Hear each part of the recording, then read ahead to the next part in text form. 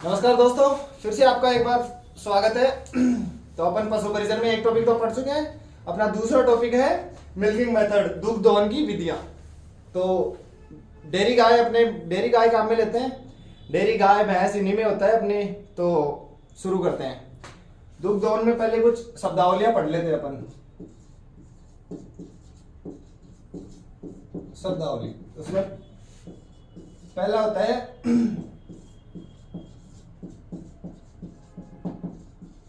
Dry period, या इसको हिंदी में बोलते हैं शुष्क काल। तो ड्राई पीरियड क्या होता है? वो समय जिस समय मतलब कि गाय भैंस दूध नहीं देती है उसे ड्राई पीरियड कहते हैं।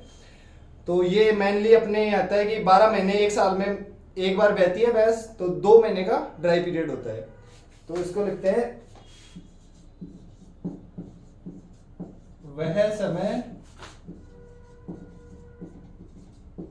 जब पशु दूध ना दे, और इसका टाइमिंग होती है इसकी 2 मंथ्स।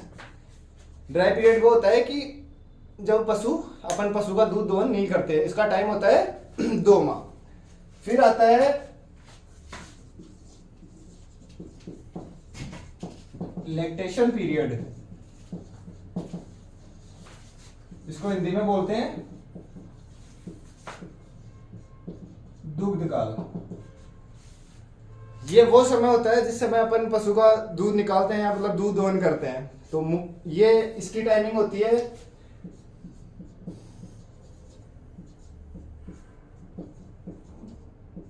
10 मंथ होते हैं।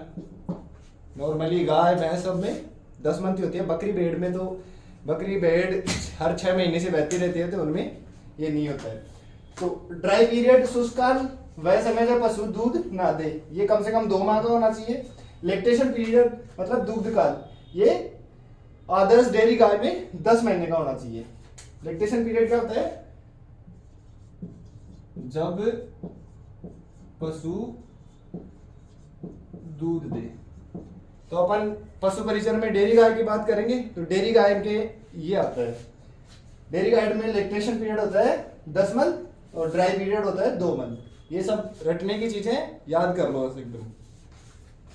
फिर तीसरा आता है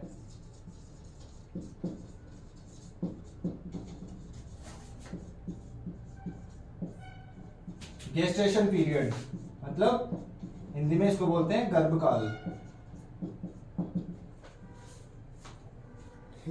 गेस्टेशन पीरियड में क्या होता है कि पशु कितने दिन तक की मतलब पहले ब्याह से लेके दूसरे ब्याह के बीच का समय गर्भकाल कहलाता है। तो ये कितना होता है? गाय में तो होता है 9 माह 9 दिन गाय का, और भैंस का होता है 10 माह 10 दिन, ये होता है भैंस में। और अपने भेड़ और बकरी भी हैं, तो उनका भी लिखना पड़ेगा अपने को। तो भेड़ में होता है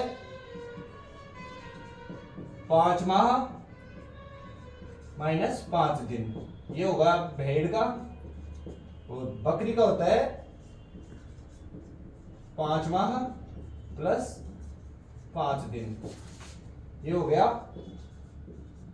बकरी का। ये गर्भकाल है, गेस्टेशन पीरियड है। अब एक और आता है, 1 मिनट में इसको साफ कर दूं।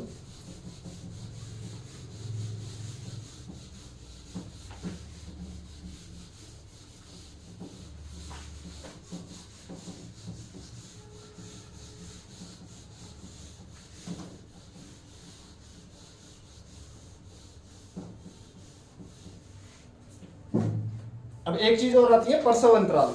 प्रसव अंतराल मतलब कि एक बार ब्याह रहा है पशु और फिर दोबारा ब्याह रहा है, उसके बीच में जो समय लगता है ना, वो प्रसव अंतराल कहलाता है। तो इसको लिखते हैं अपन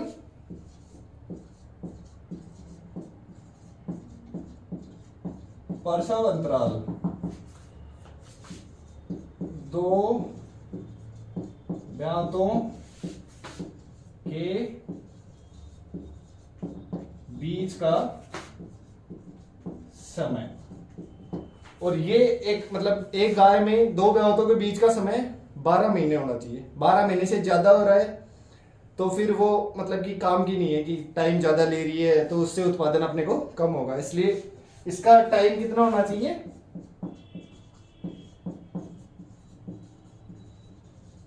12 मंथ। तो ये तो हो गई कुछ शब्दावलियां। अब फिर अपन मिल्किंग मेथड्स पे आते हैं। तो मिल्किंग मेथड्स, इसकी 2 विधियां होती है। मिल्किंग मेथड्स की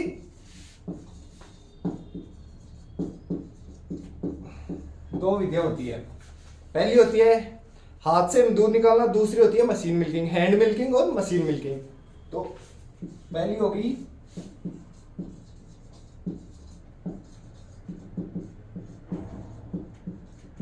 हैंड मिल्किंग, इसको हिंदी में बोलते हैं हस्त विधि। दूसरी होगी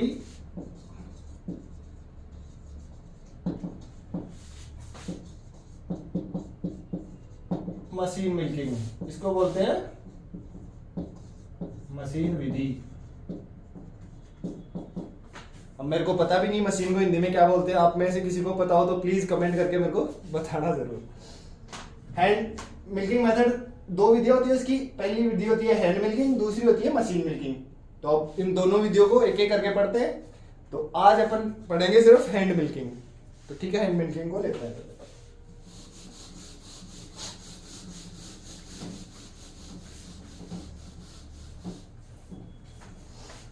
तो अपनी क्या है,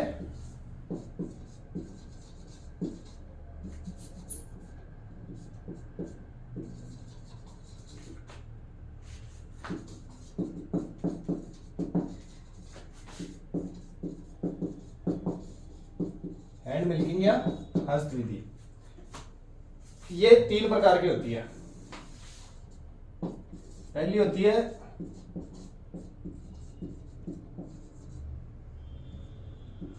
पूर्ण हस्त विधि। पूर्ण हस्त विधि में क्या होता है कि अपने हाथ होते हैं, हाथ की ये 4 अंगुलियां अंगूठा है। तो गाय भैंस का जो भी थन होगा ना, अंगूठा ऊपर निकला होगा और इन अंगुलियों के बीच में वो थन होगा। तो फिर ऐसे दबा के फिर दूध निकालते हैं। और इस विधि को दूध निकालने की सर्वोत्तम विधि मानी जाती है। इसमें क्या होता है,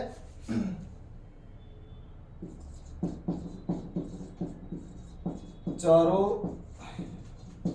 अंगुलियों व हथेली के बीच में थन होता है।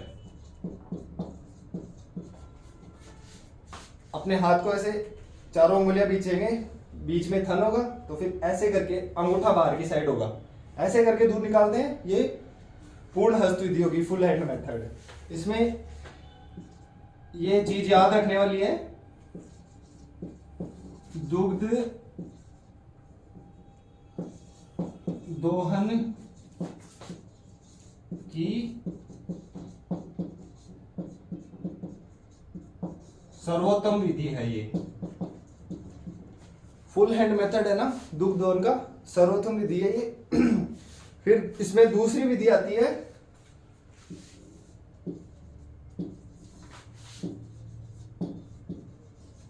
चुटकी विधि। इसमें क्या होता है कि जो भी थन होता है ना, वो अंगूठा और ऊपर की पहली अंगुली इन दोनों के बीच में होता है। और ये मेनली काम में आती है, जैसे छोटे थन हो गए किसी जानवर के, भेड़ बकरियों में काम में आती है, इसमें काम में आती है ये। इसमें क्या होता है, थन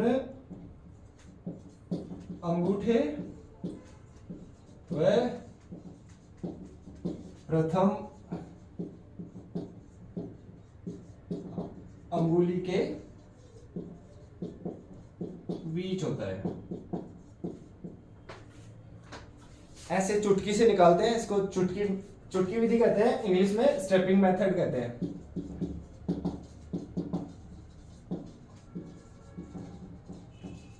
और इसको बोलते हैं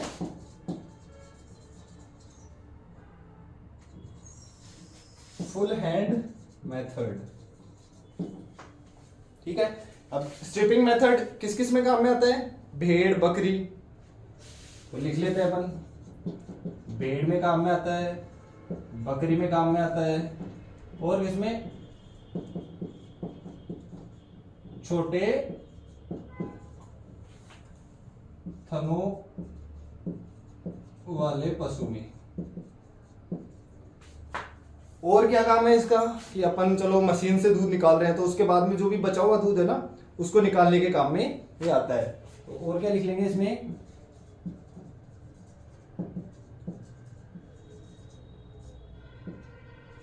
मशीन मिल्किंग के बाद बचे हुए दूध को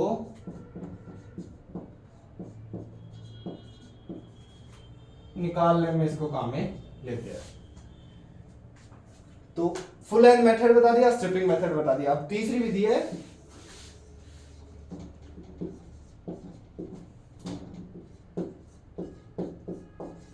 अंगूठा विधि। इसमें क्या होता है कि जो भी थन होता है ना अंगूठा विधि में, जो थन होता है चारों उंगलियां होगी, अंगूठा। अब की बार फुल हैंड मेथड में क्या था? अंगूठा बाहर था, सिर्फ अंगुलियां काम में आ रही थी। इसमें क्या होगा? चारों उंगलियां, अंगूठा अंदर, ऐसे अंगूठे का प्रेशर लगा के अपन दूध निकालते हैं। इसको बोलते हैं अंगूठा विधि। इसको इंग्लिश में बोलते हैं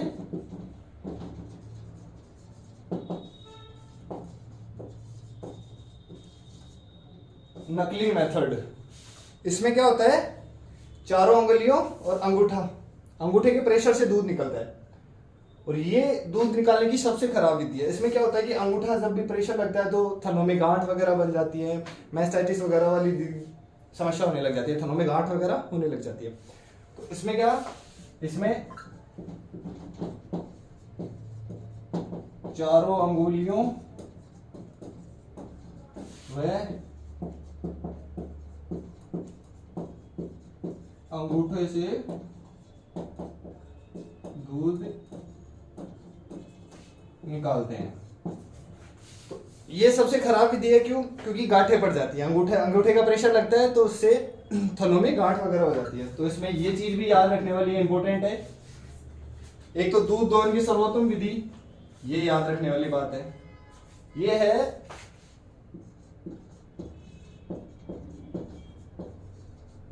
सबसे खराब विधि।